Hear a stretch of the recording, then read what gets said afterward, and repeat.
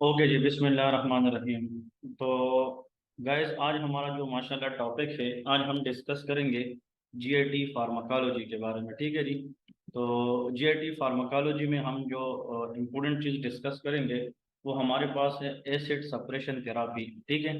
तो acid suppression therapy का मतलब ये है कि एसिड से मुराद यहाँ पे हाइड्रोक्लोरिक एसिड है, जो गैस्ट्रिक एसिड है, इनकी जो सप्रेशन थेरापी है वो हम डिस्कस करेंगे। लेकिन हमें ये पता होना चाहिए कि जो HCl है, that is produce by parietal cells of the stomach. ये कहाँ से आता है? Parietal cells of the stomach. आप लोग अगर FCPS में जाएंगे या JKT एग्जाम में जाएंगे, इस टॉपिक से जरूर आप लोगों को क्वेश्चन मिलेंगे। तो first we have to know a detail about how this acid is form. हम इसके बारे में डिस्कस करेंगे। Once we know this, then everything will be very very easy to understand. देखें, ये सारा का सारा this is called parietal cells. ये क्या है? पेराइटल सेल्स है। इसमें कुछ चीजें हमें सीखनी है। For example M3 receptor, that is मस्कुलिनिक receptor, that is called CCK8 receptor. ठीक है, जिसको हम G रिसेप्टर भी कहते हैं। फिर इसके बाद यहाँ पे H2 रिसेप्टर है, that is called histamine 2 receptors. ठीक है जी। अब सवाल ये है, मोस्ट इम्पोर्टेंट वन, और ये रिसेप्टर जो है ये हम अलग डिस्कस करेंगे। अगर फॉर एग्जांपल M3 रिसेप्टर देखे, इसी पे एसिटाइल कोलिन काम करता है, and this acetyl choline come from vagus nerve. ये कहाँ से आती है? Vagus nerve. Because we know that vagus nerve is parasympathetic. आप लोगों को पता होना चाहिए कि जो वेगस नर्व है ये क्या है? ये पैरासिम्पथेटिक है। और आप लोगों को पता है जो पैरासिम्पथेटिक है, they release acetyl choline, and when this acetyl Colin act on M3, they will pass their message toward GQ receptor, ये GQ protein, and that is a second messenger। ये GQ की तरफ जाएगा। फिर अगर यहाँ पे जो वेगस नर्व है ये GRP रिलीज करता है, या G सेल को एक्टिवेट करके क्या रिलीज करेगी? गैस्ट्रीन। तो GRP is a stimulus for the G cell, and that release gastrin. और जब गैस्ट्रीन एक्टिवेट करेगी CCK8 receptor, that will also activate GQ। अब इसके बाद जो M3 है और जो CCK8 है, like acetyl choline action on parietal cell and gastrin action on parietal cell, they stimulate GQ। लेकिन अगर हम हिस्टामिन को देखें, हिस्टामिन एंटीरोक्रोमाफिन लाइक सेल्स, तो हिस्टामिन को एक्टिवेट करेगी, which lead to activation of H2, and this H2 can cause GS stimulation. क्या करेगी? GS, G stimulatory.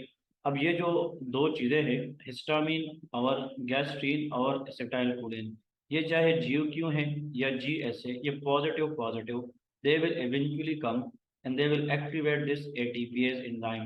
अब ये जो ATPase एंजाइम है ये करेगा क्या?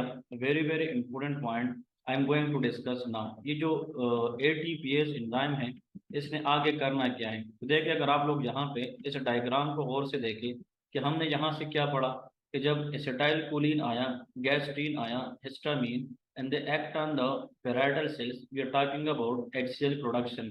तो हुआ ये है कि ये GQ पाथवे से और ये GS पाथवे से दोनों जाकर इस ATPase को एक्टिवेट करेंगे, और इसकी वजह से ये जो पोटाशियम है ये अंदर जाएगी, इसकी इनफ्लक्स होगी, और जो हाइड्रोजन है ये बाहर आएगी।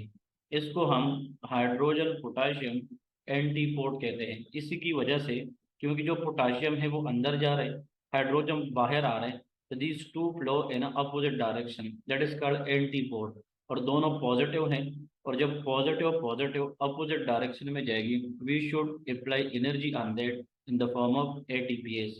अब यहाँ पे जो हाइड्रोजन है it act as a proton, तो इस हाइड्रोजन का बाहर आने को हम प्रोटॉन पंप भी कहते हैं, that is called hydrogen proton.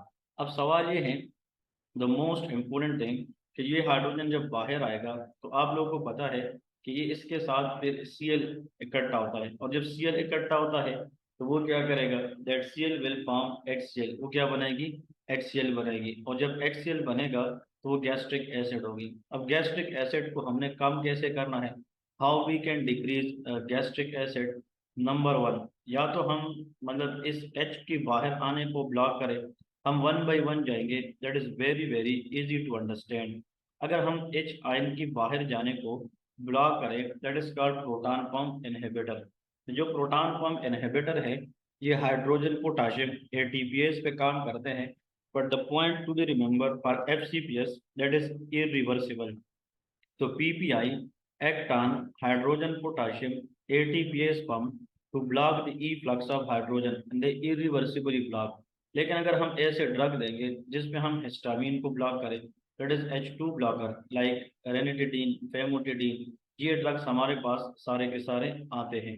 दूसरी बात, ये जो प्रोस्टाग्लैंडीन है इसका काम जी इनहिबिटरी को एक्टिवेट करना, और G inhibitory do not want to increase HCl, वो पूरे क्षण को कम करेगी, इसलिए प्रोस्टाग्लैंडीन एनालॉग देंगे। तो देखिए proton pump inhibitor, H2 blocker, prostaglandin analogue.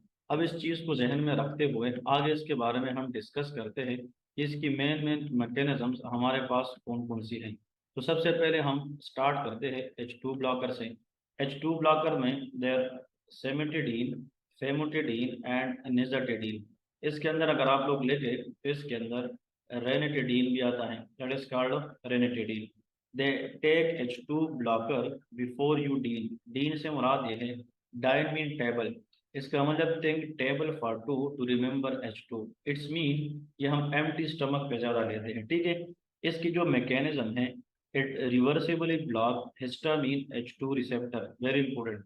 Actually जो इन ड्रग्स का काम है वो H2 पे है, लेकिन ये जो ड्रग है इसका काम प्रोटॉन पंप पे है। तो दोनों की अपोजिट एरिया से, लेकिन ये जो ड्रग्स है ये रिवर्सेबल होते हैं, और जो PPI है दे आर इरिवर्सेबल। यहाँ पे देखें, they decrease H secretion by parietal cell as we discuss in the previous diagram. फिर इसके बाद इसकी जो क्लिनिकल यूज है, peptic ulcer, gastritis, mild oesophageal reflux में। इसकी जो एडवर्स इफेक्ट है, cimetidine is a very very important one.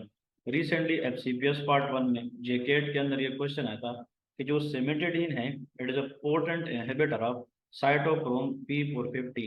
इसकी वजह से जो इसके साथ दूसरे ड्रग हम यूज करते हैं तो उसकी मेटाबॉलिज्म खराब हो गई, and they has anti androgenic effect, leads to prolactin release, gynaecomastia, impotence, decrease libido in male। What is meant by gynecomastia? It's mean that there is a breast tissue enlargement in male. Impotence mean erectile dysfunction, and decreased libido mean decreased sexual desire। तो actually जो सेमेटिडीन है इसकी anti androgenic effect है mail के अंदर, जो female like character produce करती है। और दूसरी बात, इस C का मतलब होता है कि इसकी CNS इफेक्ट होता है। कौन सा CNS? Why? Can cross blood brain barrier. तो C for cimetidine, C for CNS problem, C for confusion. ये क्या कराता है? Confusion, dizziness and headache. Even can cross placenta as well. Cimetidine decrease renal excretion of creatinine, very very important point to remember। so those patient who has renal dysfunction before, उसको हम cimetidine नहीं दे सकते हैं। और फिर जो है, क्योंकि cimetidine C for you people must know increase the risk of CRF, ठीक है जी। और other H2 blocker relatively safe of these effect. if the question come in exam, which of the following H2 blocker has a very very limited